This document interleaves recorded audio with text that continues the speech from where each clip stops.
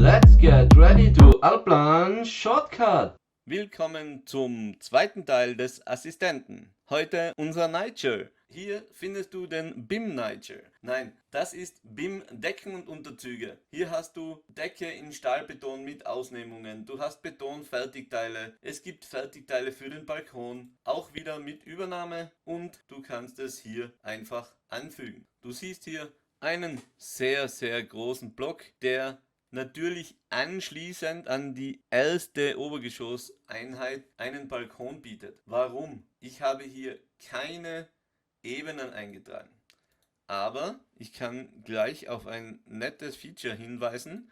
Mit diesem Element kann man zum Beispiel auch Böschungen eintragen. Wenn ich mich also hier eintrage, kann ich in verschiedenen Ebenen meine Böschung aufsetzen oder Aufschüttungen verwenden.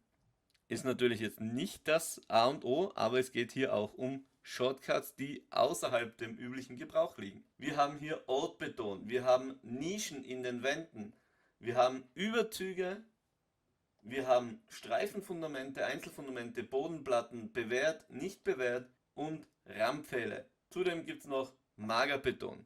Das alles wäre für den Bereich Bodenplatte. Wenn du also die Baugrube installiert hast und eine Bodenplatte oder Unterfangungen machen willst, dann haben sie hier das perfekte Werkzeug für Decken und Unterzüge. Wie Sie sehen, haben Sie hier nun einen Durchstich, einen Bodendeckendurchlass. Meist werden Bodendeckendurchlässe für Elektroleitungen, Schächte oder ähnliches benötigt. Natürlich kann es auch sein, dass Sie hier einen Deckenanschluss für eine Säule haben wollen. Meist ist diese aber eingegossen und nicht extern, sofern Sie nicht weiter oben etwas direkt ins Fundament bringen wollen. Bei den Pfählen funktioniert das gleich wie bei allen anderen Dingen. Rechtsklick, Übernahme und schon können Sie auf einer Linie zum Beispiel diese Pfähle einsetzen und Sie haben diese Pfähle dann hier ersichtlich. Die stehen jetzt unterhalb und man müsste die Höhen wieder einstellen, aber das Einsetzen funktioniert hier gleich wie bei allen anderen Dingen mit dem Rechtsklick.